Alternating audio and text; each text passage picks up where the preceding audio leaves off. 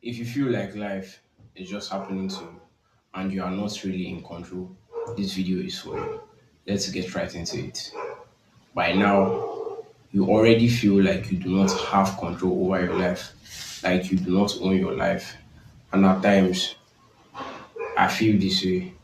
I know what it's like, but I want you to reframe your thought process. Think about the times where you actually had control and you were successful.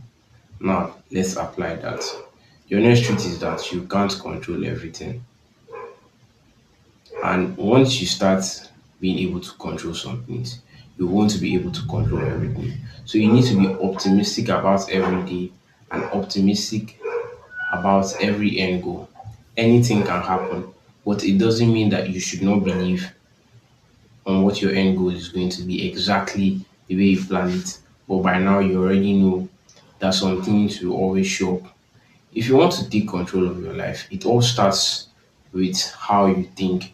You need to think from a place of abundance and let yourself know, I am good enough. And in order to let yourself know that you are good enough, there's going to be motivation at the beginning, which will either come from you or an external body. Once you have this motivation to start what is going to make you successful or reach your end goal, the next question comes, how do you sustain it? There are two main ways of sustaining it: discipline and consistent. You must be consistent with that action you said you are going to do. And there's this there's this point you get to where you ask yourself, is it actually worth it? Where you start comparing yourself with other people's own definition of success.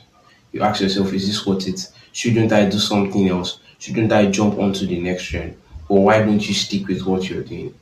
Get the data to back it up and think about the future. Think about the next 5 years. But it depends on when you want to achieve your goal. And that brings me to another thing. If you have a goal, in order to gain control, you have to have a fixed time where you are going to achieve this goal, where you tell yourself, what's come for us in the next 6 months, I should be at this. In the next 3 months, I should be at this. In the next 1 month, I should be at this. And this is how you will progress. Another questions will arise. If you're not strong enough, or if you do not learn how to be strong enough, it will really affect you. But nothing happens if you fail once and get up again.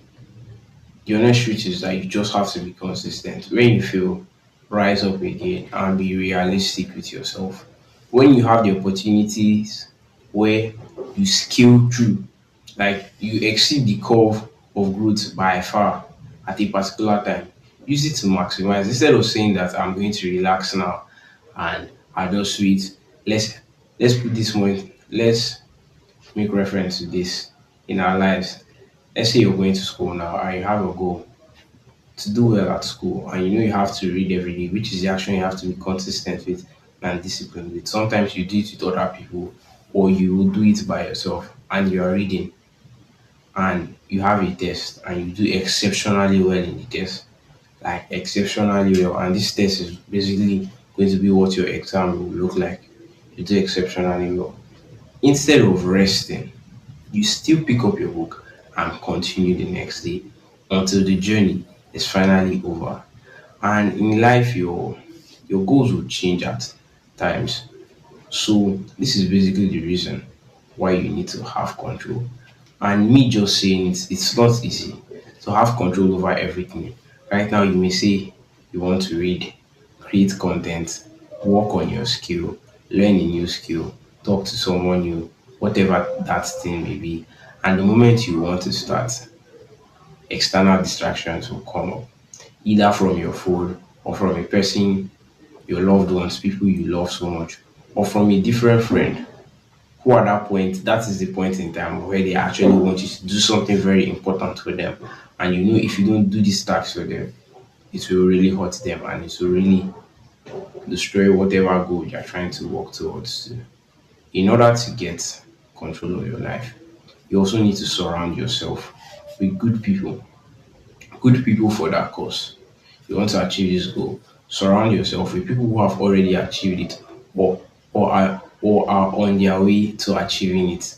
What I'm trying to say, Let's say I was the one I wrote the test, but I didn't do well. The second person wrote the test and did very well, exceptionally well. Those are the kind of people you should keep around you. For different reasons, you should have friends. Be genuine. That's all I'll say. Because if you're to be hot, if you're in their situation based on what you do to them or what they will do to you, you won't like it. So this is basically how to take control of your life. I have a bunch of things that I wrote and I'm going to talk about them to relate more.